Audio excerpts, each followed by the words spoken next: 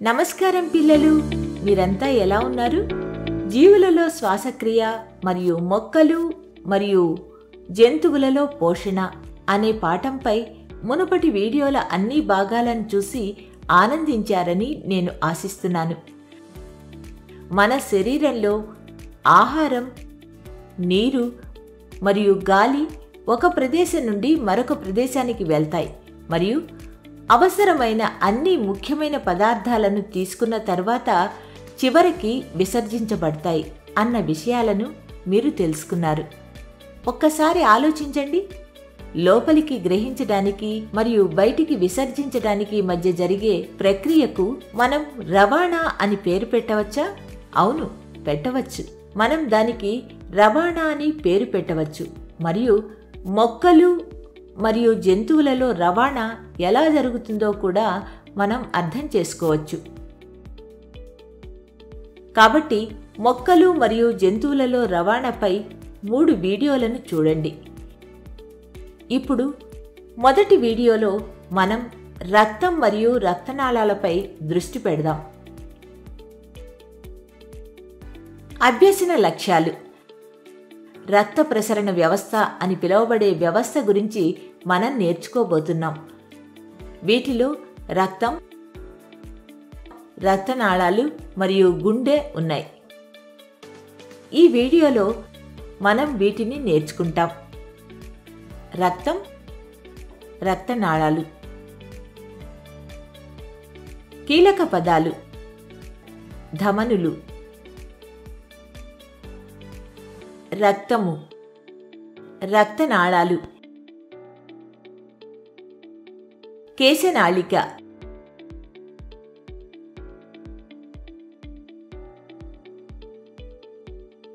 ప్రసరణ వ్యవస్థ, హిమోగ్లోబిన్, హృదయ స్పందన, ప్లాస్మా, రక్త ఫలకికలు, నాడీ స్పందన, ఎర్ర రక్త కణాలు, కణజాలం, సిరలు, తెల్ల రక్త కణాలు.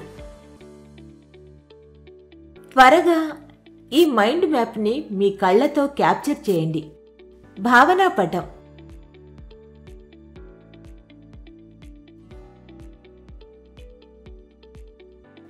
ఇక విషయంలోకి వెళ్దాం. సమస్త జీవరాశుల మనుగడకు ఆహారం, నీరు, ఆక్సిజన్ అవసరం కదా?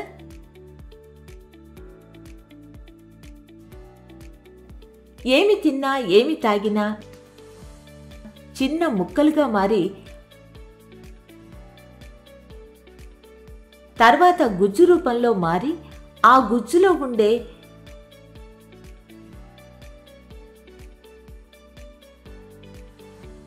కార్బోహైడ్రేట్లు, కొవ్వులు, ఖనిజాలు, ప్రోటీన్లు వంటి పోషకాలన్నీ ద్రవ రూపంలోనికి మారి రక్తంలోకి కలిసిపోతాయి.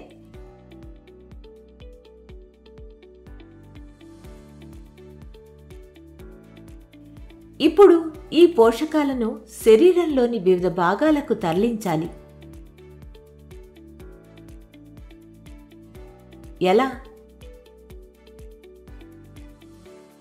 రక్తంలో ఇప్పుడు పోషకాలు ఉన్నాయి కాబట్టి రక్తం శరీరంలో కదులుతున్నప్పుడు ఇది శరీరంలో అన్ని భాగాలకు మరియు ప్రతి కణానికి ప్రసరణ ద్వారా అన్ని పోషకాలను తీసుకువెళ్తుంది.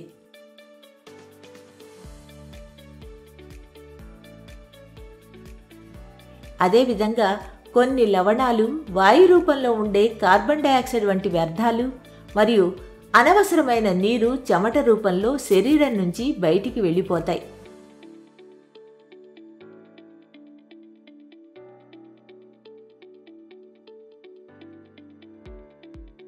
కాబట్టి ఈ అన్ని ప్రక్రియల కోసం ఒక ప్రత్యేక రవాణా వ్యవస్థ మన శరీరంలో రూపొందించబడింది.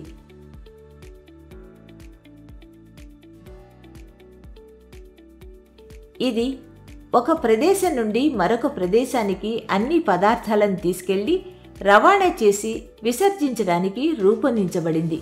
దీనిని ప్రసరణ వ్యవస్థ అంటారు. ఆ రవాణా వ్యవస్థ లేదా ప్రసరణ వ్యవస్థలో ఇమిడి ఉన్న ప్రధాన భాగాలు గుండె, రక్తము మరియు రక్తనాళాలు అన్నీ కలిసి రక్త ప్రసరణ వ్యవస్థను ఏర్పరుస్తాయి. పదార్థాలను రవాణా చేయడమే వీటి పని. ఇప్పుడు మనం మన శరీరంలో రక్తం ఎలా కదులుతుందో చూడబోతున్నాం. సిద్ధంగా ఉండండి. బాగా దృష్టి పెట్టండి. రక్తం మీ శరీరంపై గాయమైనప్పుడు రక్తం బయటికి ప్రవహించడాన్ని మీరు చూడవచ్చు.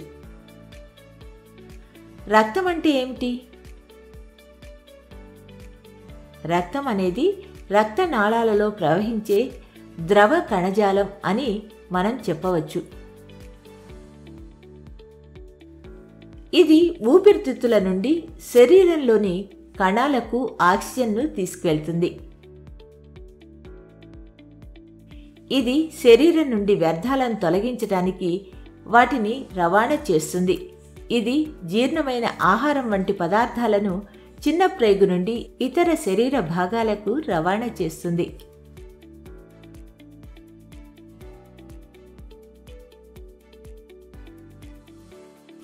రక్తం వివిధ పదార్థాలను తీసుకువెళ్లే విధానాన్ని ఇక్కడ చూడండి.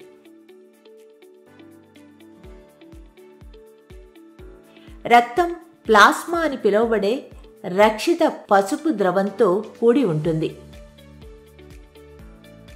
దీనిలో వివిధ రకాల కణాలు తేలుతూ ఉంటాయి. ఈ కణాలను చూడండి. మనం వాటిని ఎర్ర రక్త కణాలు అని పిలుస్తాం. వీటిలో హిమోగ్లోబిన్ అనే ఎరుపు వర్ణ ద్రవ్యం ఉంటుంది. ఇది రక్తం ఎర్రగా కనిపించేలా చేస్తుంది. రక్తంలోని ఈ హిమోగ్లోబిన్ వర్ణద్రవ్యంతో ఆక్సిజన్ గ్రహించబడి అన్ని శరీర భాగాలకు, అంతిమంగా అన్ని కణాలకు రవాణా చేయబడుతుంది.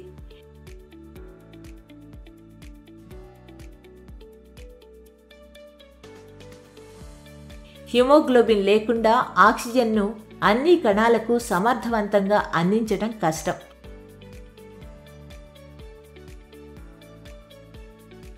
రక్తంలో తెల్ల రక్త కణాలు కూడా ఉన్నాయి.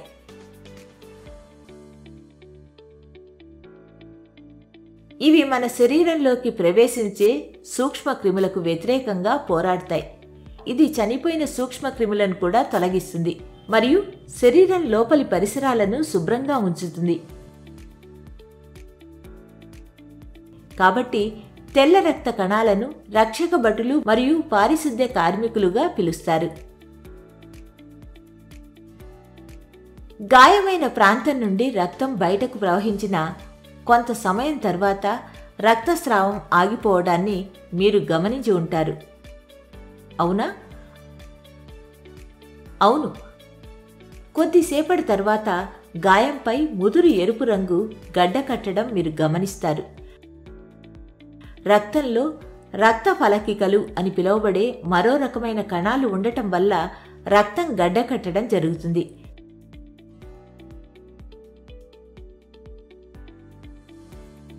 రక్తంలో ఉండే వివిధ రకాల కణాలు మరియు వాటి పాత్రలను మీరందరూ అర్థం చేసుకున్నారని నేను ఆశిస్తున్నాను.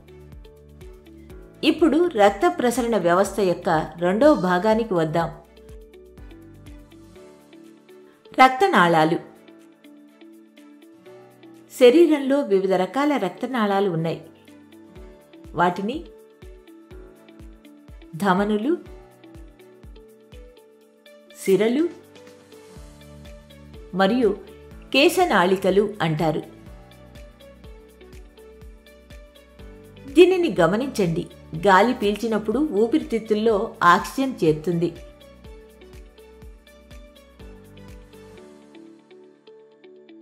ఈ ఆక్సిజన్ శరీరంలోని మిగతా కణాలకు చేరాలి.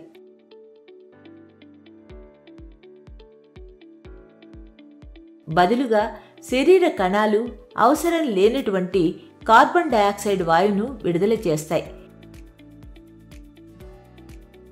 రక్తం కణాల నుండి కార్బన్ డయాక్సైడ్తో పాటు ఇతర వ్యర్థ పదార్థాలను తీసుకుంటుంది.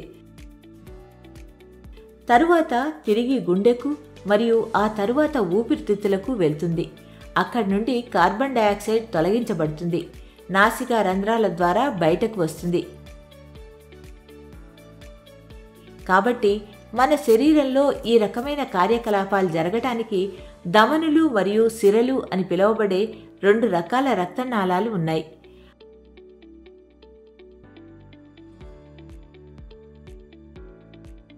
ధమనుల విషయానికి వస్తే ఇది గుండె నుండి అన్ని శరీర భాగాలకు ఆక్సిజన్ అధికంగా ఉండే రక్తాన్ని తీసుకువెళ్తుంది. ఆక్సిజన్ అధికంగా ఉండే రక్త ప్రవాహం వేగంగా ఉండి అధిక పీడనంతో ప్రవహిస్తుంది. కాబట్టి ధమనులు ఒత్తిడిని తట్టుకోవడానికి వీలుగా మందమైన స్థితిస్థాపక శక్తిగల గోడలను కలిగి ఉంటాయి. ధమనుల ద్వారా రక్త ప్రవాహాన్ని అధ్యయనం చేయడానికి మనం ఒక ప్రయోగాన్ని చేద్దాం.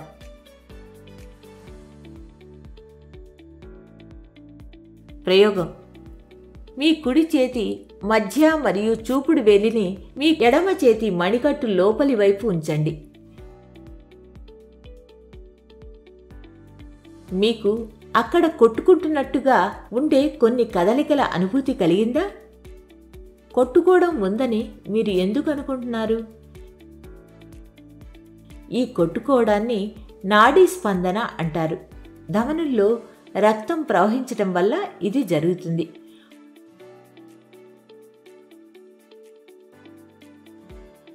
ఒక నిమిషంలో నాడీ స్పందనల సంఖ్య లెక్కించండి.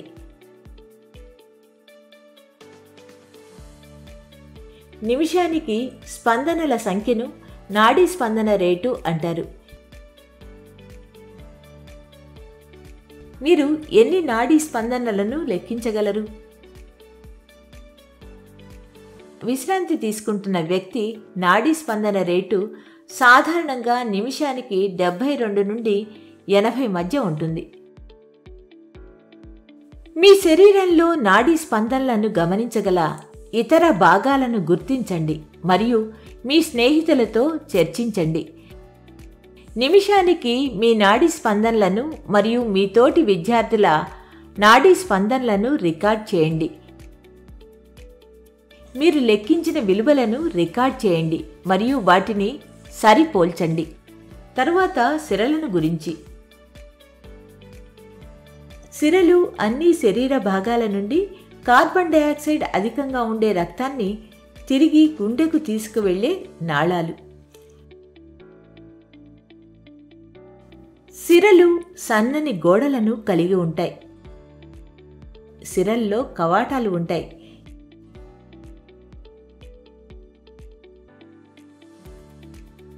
ఈ కవాటాలు రక్తాన్ని గుండె వైపుకు మాత్రమే ప్రవహించడానికి అనుమతిస్తాయి.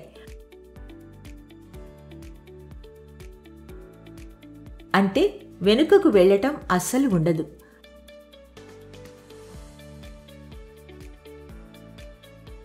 ధమనులు చిన్న నాళాలుగా చీలిపోవడం మీరు చూసారా?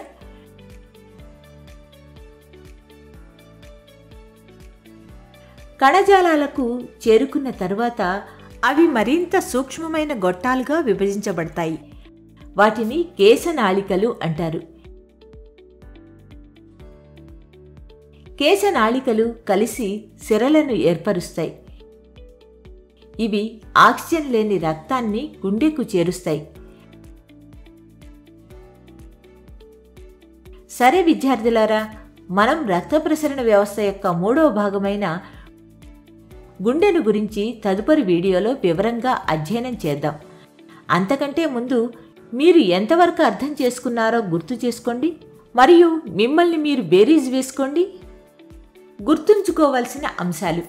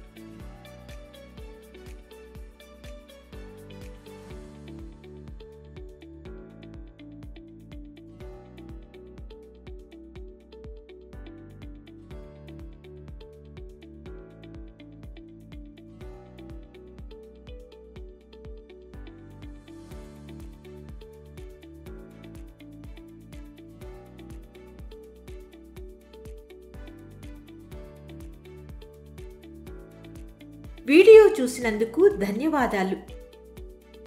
మరిన్ని వీడియోల కొరకు లైక్, షేర్ చేయండి మరియు ఈ ఛానల్కు సబ్స్క్రైబ్ చేయండి. వీడ్కోలు.